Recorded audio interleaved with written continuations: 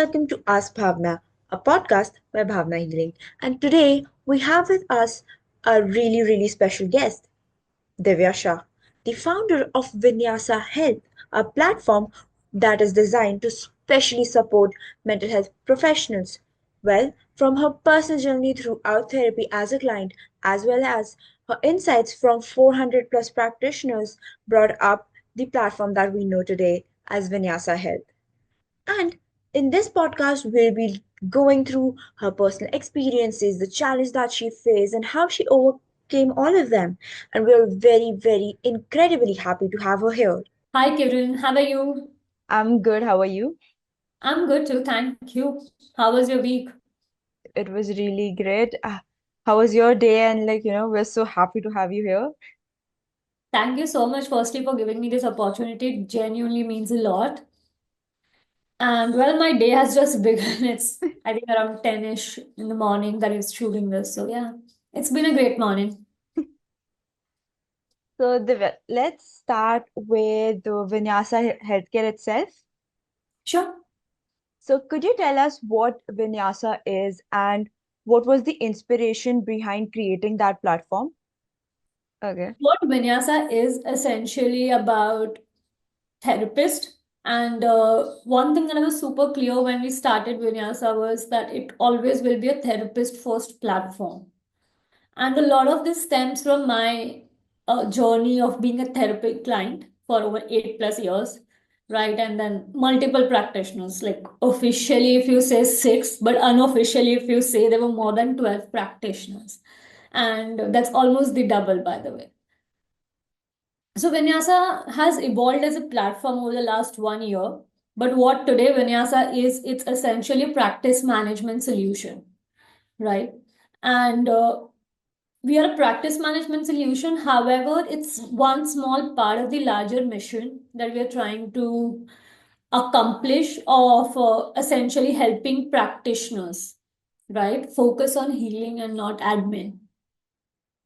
But that's about Vinyasa and stems from my journey of having seen my therapist struggle with, I would say, their admin task. And to be very honest, I've faced the burnt of it myself as a client because they are having a bad day, probably there are a lot of caseloads or probably a lot of admin tasks, and I could sometimes sense it that okay, this session just did not seem to be going the way it has usually been, right? So yeah. As you said, you were talking about your journey and, your conversation with the practitioners. Can you just tell me how does that influence your design and goals of Vinyasa? Sure. So my journey and my conversations with these practitioners started a little later on, I would say, in the journey of building Vinyasa. And that's essentially because Vinyasa as a concept was always, I won't say was always, but rather it was in existence for last couple of years. Coming to my conversations with these practitioners and how it has shaped, well, we have couple of practitioners on board as advisors, right, who are continuously trying the product with us and giving us candid feedbacks. And that plays an essential role because initially we just thought of having a homework generator, right? But when we took it to our advisors before taking it to the other practitioners, we realized that, okay, they didn't tell me that it's bad, but what they essentially asked me was, okay, what am I supposed to do with this? And that's where I knew that, okay, we're doing something fundamentally wrong in the way we are building the product, right? So every time we make an iteration, we go back to advisors and we go back to all the practitioners who we have spoken with in the past during our research and, get their feedbacks. And they don't give me feedbacks like, oh, this is bad or this is good.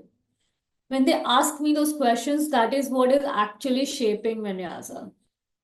And I believe that the reason we also got delayed in terms of launching and making it accessible to the larger group of practitioners was essentially because we were iterating and that iteration was based on rather practitioners' feedback than my whims and fancies, because I am no expert, right? It's them who is the expert, it's them who is going to use it. It's not me who is ever going to use that product per se, because I'm not a therapist. So I think whatever Vinyasa is today, or whatever it will be in the future of 5 years, 10 years down the line as well, it's always going to be 100% shaped by the practitioners. So, as you said, you had initial setbacks and everything. So, what were the biggest like obstacles that you faced yourself while building Vinyasa? And what was that like, the overcoming strategy for that? Yeah. This is an interesting question in all honesty.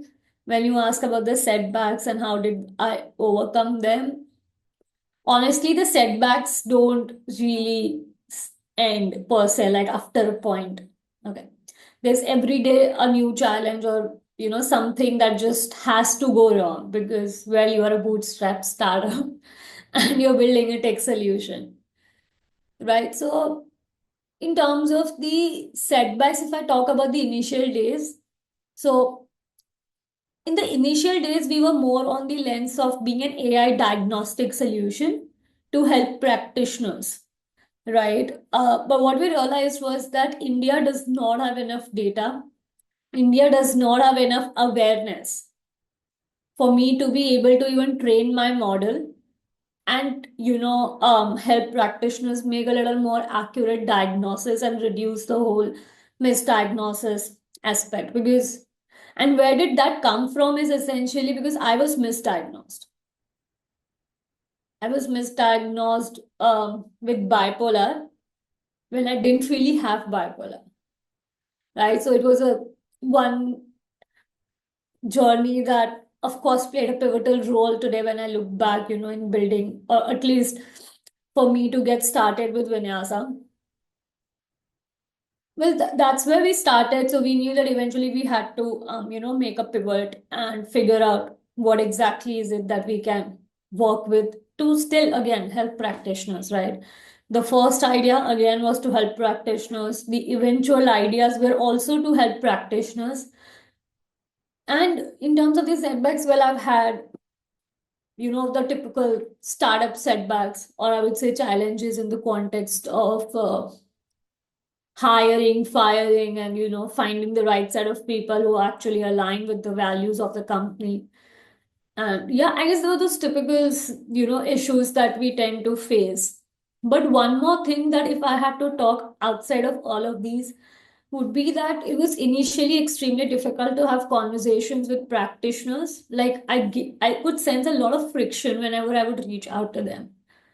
And the friction was essentially they're like, okay, every other founder keeps on reaching out to us, right? And we just can't keep on giving you time and, when we don't know what is in it for us, and then you're essentially trying to build something to replace us. That's when I realized, okay, I need to correct my pitch. And I need to also start taking a step back to understand, okay, where are these guys coming from?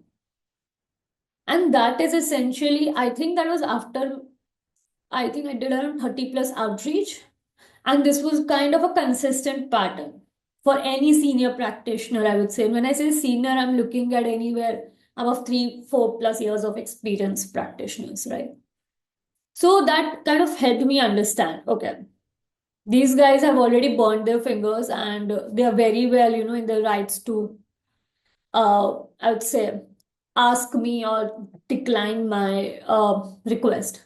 But that was one major, I would say, roadblock, which kind of pushed the whole building aspect a lot back in terms of the timeline. Like I think it pushed us by 3 to 4 months.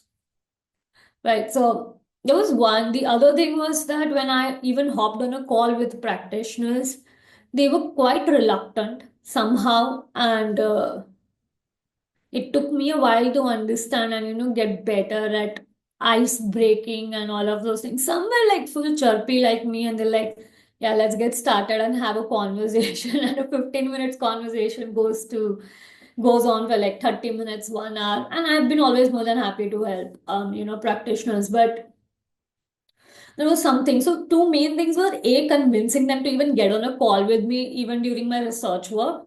So the 400 practitioners that we look at are like, I don't know after how many iterations. And I, to be very honest, in those 400 plus practitioner conversations also, it's a lot of them are like, they just chose to end it 10 minutes into the conversation, right? So that has been a major challenge, but now as I am, speaking to more and more of them, it's getting better. So in terms of how have I overcome this aspect, I would say is that I started rather asking for intros. If I had a good conversation with you, I'll ask you at the end of it that do you mind introducing me to some other practitioner who could benefit from this conversation? So when I started making it more about them than me, that's when it started helping me get the ball rolling. Right. So as we were talking that Vinyasa focuses more on the practitioner's well-being and their professional growth. So how do you ensure this integration of work and professional well-being into Vinyasa so seamlessly? Like what are the so-called like features that you provide? Okay. So in terms of integrating, I would say the well-being and again at the core of it, everything around the practitioner to ease their life, a couple of things that we have done. And these are going to essentially, I think, sound a lot controversial. So heads up. But so we have a couple of like mandates for you to even use our software. Like our software will not let you set a 0 rupee fee, which means you can't do pro bonos, can't offer pro bonos on a platform. Sorry. You charge them $10, I don't care. But you can't do zero. Like, right? So this is essentially to help practitioners understand that it's time you start respecting your practice, right? The second aspect of the second aspect rather is around a mandate 15 minutes break that the system ensures.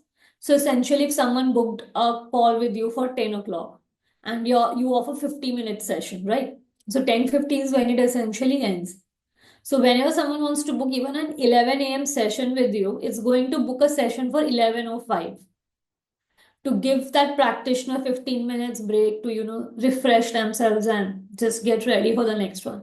Because what I realized was that when my therapist just like finished one and then got me in, it was not the best of the because they're like exhausted, right? So I think them taking that break instead of showing it out to the client that okay, I'm exhausted, and which does put us off, by the way.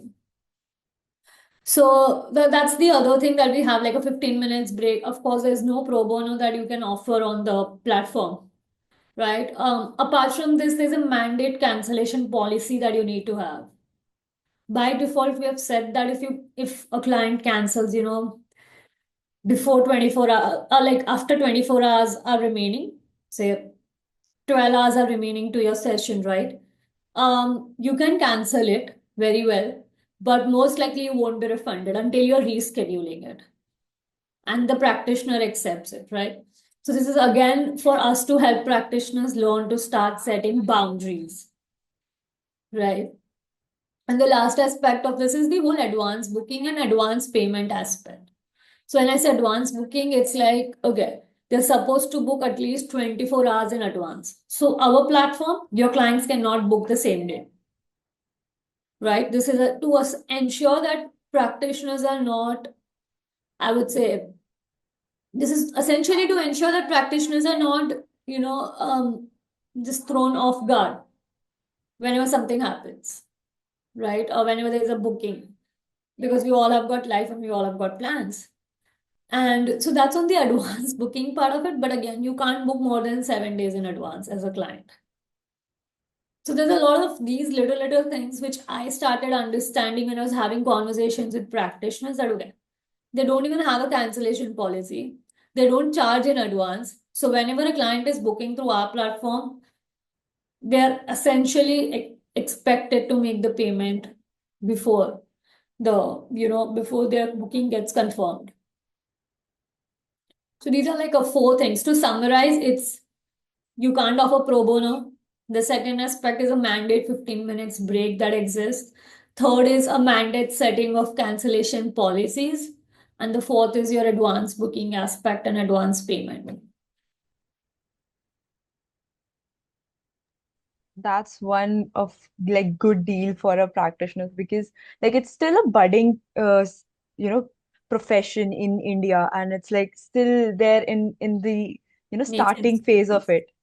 And like listening to this, I just want to say like you must have gotten good like success stories or like these impactful nice things that you hear. So can you just like share bits of it to us? Sure. So actually, these four features are something that's like, as you just mentioned, appreciated a lot. They're like, okay, thank God, now we don't have to really bother per se that if the client will show up because the client hasn't made the payment. So there's no sense of commitment from the client.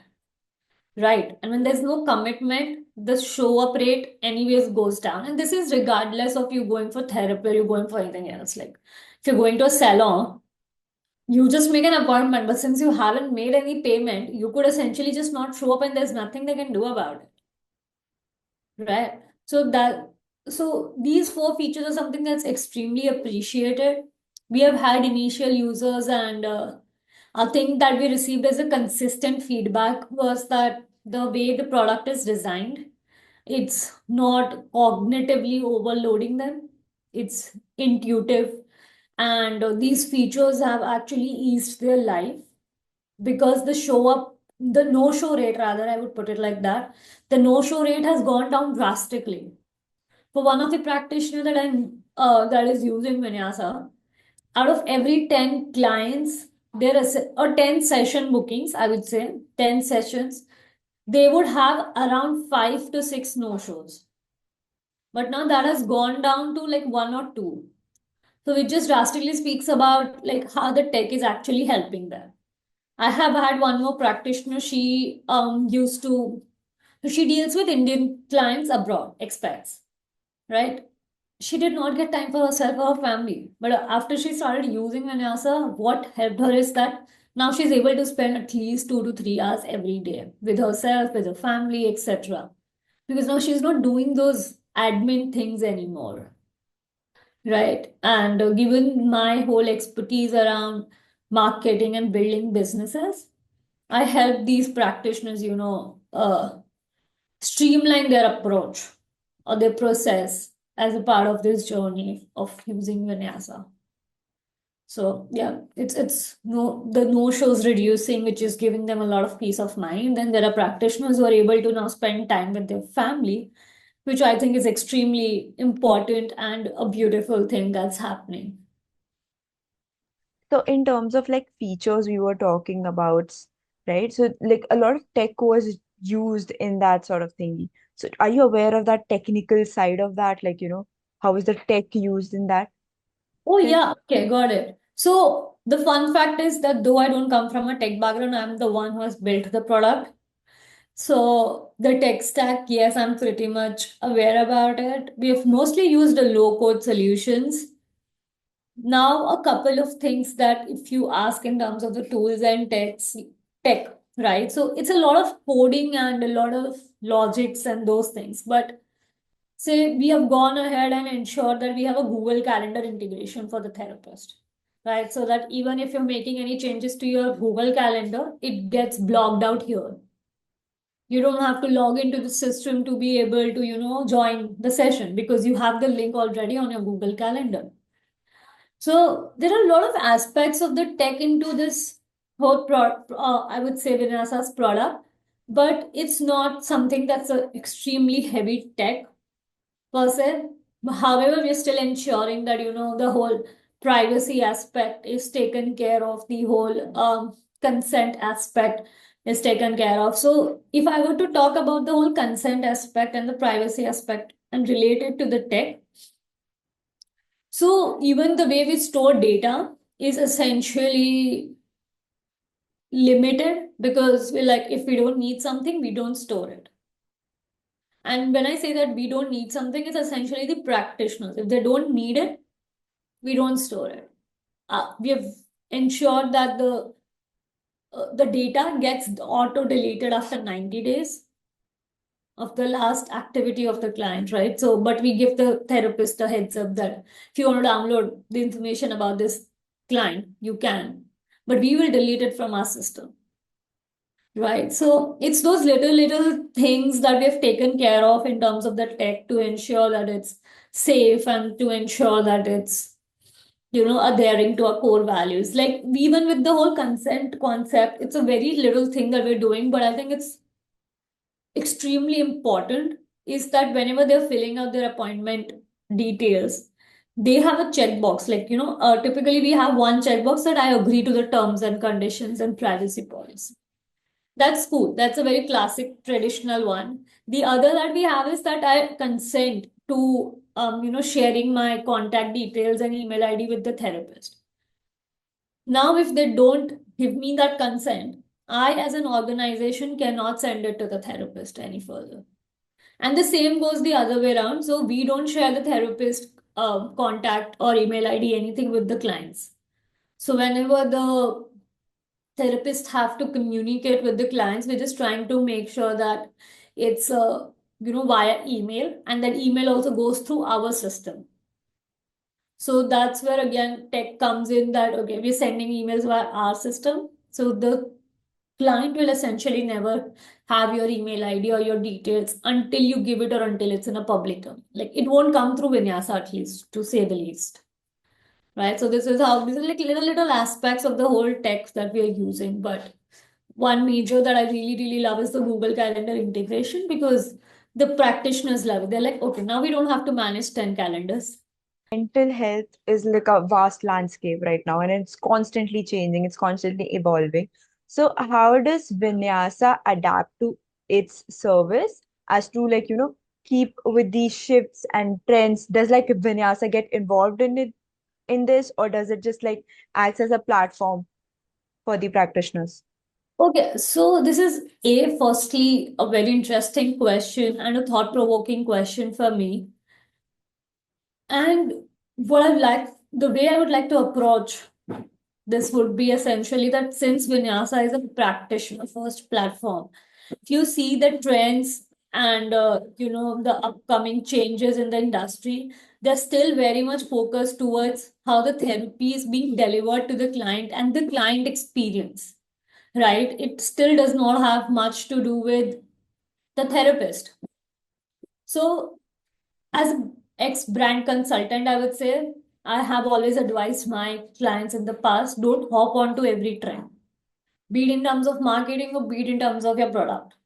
And that's what essentially I follow as well here at Vinyasa. So the whole AI aspect, right? We are not anywhere using AI to replace therapist in any capacity. But what we are using AI for is to empower these practitioners, being able to custom generate homework, to being able to do the whole, you know, have session notes being auto transcribed for you with the consent of the client and yourself. So these are the things where we are using AI, right? It's not about us going and creating an AI chatbot, which by the way, before the whole AI thing came into the picture, AI chatbot is actually something of 90s concept. Elsa was the name of the chatbot that started as the mental health care chatbot. So worth looking into. But so the point is that a lot of these things are focused on clients and we are focused on therapists. So in nutshell, it's not something, the trends are not exactly something that excites me per se. Okay, so talking about, as you said, practitioners and therapists are the ones that are of interest here. So gaining clients and managing their practices can be challenging for them. So how does your platform specifically supports them in these areas, like in terms of gaining the clients and managing their practice? Right. So we help with the second part of it, managing their entire practice, gaining clients. This is a very clear concept for Vinyasa that we will never be getting into becoming a marketplace per se as the primary model. And the idea behind that, the concept behind that is only one thing. And That is that we don't want them to become dependent on us. This is what I see a lot of practitioners today, and their question is a pretty fair question. Like, but if you're not getting us clients, you're of no use to it. I'm like, yeah, I'm of no use to you if all you care about is getting clients and being dependent on a platform. Because the day a platform shuts down, it's gone for you, right? So we are not focused on helping them exactly gain clients by getting them the leads, but we want to be empowering them enough to be able to get clients and build that pipeline. And now when I say empowering, the way I'm talking about this is not just through a tech solution. I'm also, as a part of the whole Vinyasa aspect, we are doing a lot of resources for them. We're doing a lot of workshops with them. So everything on the business side of therapy, everything on the business side of running a private practice is being taught to them so that they can go ahead and become independent enough to be able to run their private practice sustainably. Because right now, running a private practice and having a profitable one that you don't need to do anything else around is very difficult in India. Like, at least I haven't stumbled upon anyone who says that, oh, I have a sustainable, thriving private practice that gets me everything I want. This doesn't happen. So that's where we actually want to take all the practitioners, that it becomes a sustainable thing for them, monetarily, mentally, emotionally, in every capacity. As you said, like, this is not the vision I have for Vinyasa. What is the future vision? Like, what do you expect it to turn out as? Or is there anything that you think would influence later on?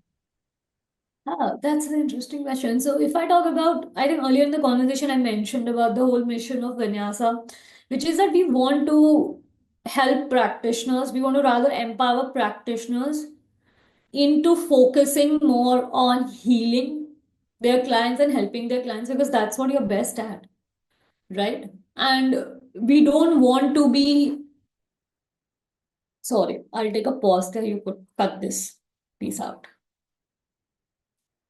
So early in the conversation, as I mentioned, the Vinyasa's mission is essentially helping therapists focus on healing and not admin work. Now, if you ask me where am I foreseeing Vinyasa 10 years or say 5 years down the line, I'm looking at it to be the go-to platform that's actually empowering practitioners and helping them, or rather enabling them to, run their private practice sustainably. We don't want to be the heroes of their, take and steal the show from them. We just want to be there as the cheerleaders, give them everything they need to run a sustainable practice. And so essentially we just want to become their go-to platform in every aspect. So it's like, you think of starting a private practice, you know where to go. Vinyasa is the place where you go and the whole journey starts for you. That's truly, truly great because I think this is something that like till now the industry lacks somewhere in terms of psychologists, in terms of therapists. I would like to know, like, starting this sort of platform, it requires a lot of work, it requires vision, it requires courage. So, what advice do you have for, those who are looking, forward to creating something impactful in terms of, either in mental health space or either in an industrial setting? What is that sort of thing that you would tell, like in advice to maybe a younger generation who's looking forward to opening these gates for themselves? Ah, okay, firstly, younger generation, I'm 25 myself, so I think I am young too. And I started this when I was 23, 24, I guess, like somewhere in between. So I'm young too, first thing first. The second thing I'll say is that so far in my journey of building Vinyasa, one thing I've realized is that there are there are going to be days when you're going to question that is it even worth it, because you don't see an immediate source of revenue coming in. And to be honest, I'm a good Jew, okay? So business isn't like in my blood, but and profitable business rather is in my blood, right? It's not like, oh, we're just burning it. And uh so coming to your question of making something impactful, I think it has a lot of facets to it. One is that asking yourself really why you're doing it. Because when someone asks me today why you're doing it, for me, it's not that because mental health tech industry is going to be the next booming industry in the coming time. For me, it's rather because I want to genuinely help practitioners who have helped me. And I say this all the time that if I'm sitting here and being able to talk, it's because of this community that I'm even alive today. Right? So I have a very strong reasoning and a purpose attached to building Vinyasa. So if that purpose is, not that strong enough, so essentially if your foundation is weak, it will fall apart. You won't be able to sustain it for long enough. And there is no harm in thinking about taking an exit. There is no harm in thinking about, okay, wanting to make money. But when you're working in something that's impactful per se, that falls into that category, all of these things are, yes, essential because every one of us wants to put food on our table and be able to fulfill all our dreams. But there's another aspect of it that also needs to be considered is that are you actually making an impact? Right? Because if you're not, then people will eventually see through it and it will start collapsing. Right? So that's like in a nutshell, if I had to just reiterate myself on the advice I have for anyone who's listening to this, is know your why extremely strong. Like I'll quote Simon Sinek here, and his concept of golden circle: why, what, and how. Like right. So if you don't have your why extremely clear, the foundation is weak and it can fall apart. Right. So get that super strong and build it because you genuinely care about it. Don't build it because it's something, okay, it's trending or it's going to become like $1 billion industry in the next 10 years. Don't build it that for the same reason. And that is something I think even I have gathered some sort of insight into that myself. So like I would like to ask like a little personal question to you related to you said as you were once a client yourself, so why do you think like somebody should go and search for a therapist or go to a therapy? Like, in terms of maybe a daily thing or maybe something that's drastic that has happened. So why should be a client going to a therapist? It's a very interesting one because I mean, had you asked me this question 6, 7 months back, my answer would have been drastically different than what I'm going to give you now. And that's because the more and more practitioners I spoke to, the more and more I realized that I cannot and I should not push anyone to go for therapy. There's this whole thing, and I'm guilty of doing it myself, and I accept that, whenever I would see a close friend of mine or a loved one of mine going through a really bad phase for a prolonged period of time, I would suggest them to go, okay, go ahead and, try a therapy, might help you structure your thoughts and might help you unwind and untangle things, right? While my intent is right, my approach is wrong. So coming to your question of, why should someone go to therapy? It's a very subjective answer.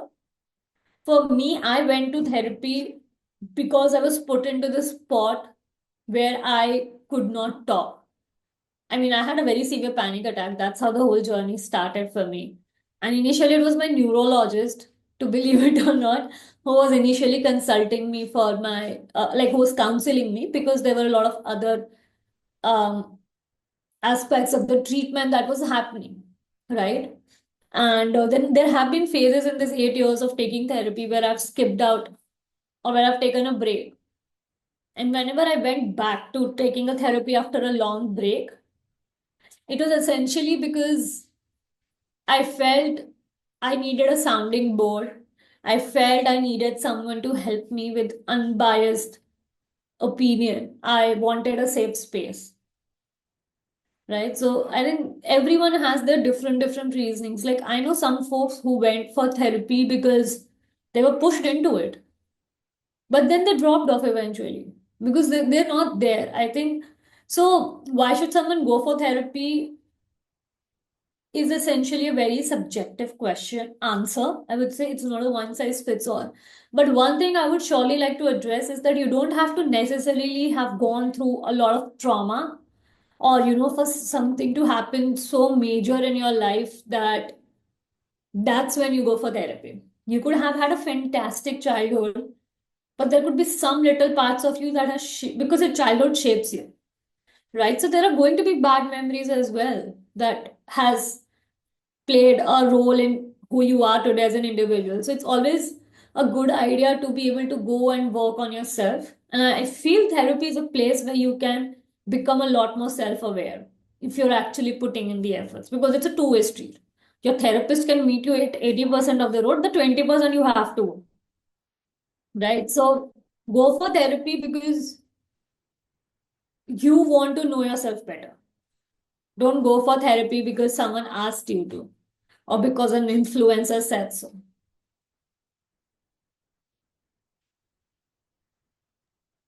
It has, it's really like, very, very, very insightful and very broadened, like, just a broadened vision that is provided to me right now. That, you have just provided this sort of platform for both, like, practitioners as well as the clients. Because as you said, like, if the practitioner themselves are not at their optimal or efficient manner, they would not do that much justice to the client. And as well as, like, the practitioner themselves have a life, they themselves have their own struggles and their own chunks that they come from. And this is very, like, good to hear that somebody is doing some sort of work and some sort of initiative in that sort of way. And I would really, really, really like to thank you for that. And it has been a really wonderful time having this conversation with you. So thank you so much for being here. Thank you so much, Kiran, for having me here and giving me a platform to actually talk about Vinyasa and my take on the whole mental health landscape, and the in our country, I would say. So thank you so much for having me here. Thank you. Thank you so much, everyone, for tuning into today's episode. We hope you enjoyed it as much as we love creating it. If you found value in this conversation, don't forget to give it a thumbs up, share it with your friends, subscribe to our channel for more amazing content, and hit the notification bell to stay updated to all our latest episodes. We love hearing your thoughts, so drop down a comment below and let us know what you think or what you expect. Stay tuned, stay curious. Thank you so much.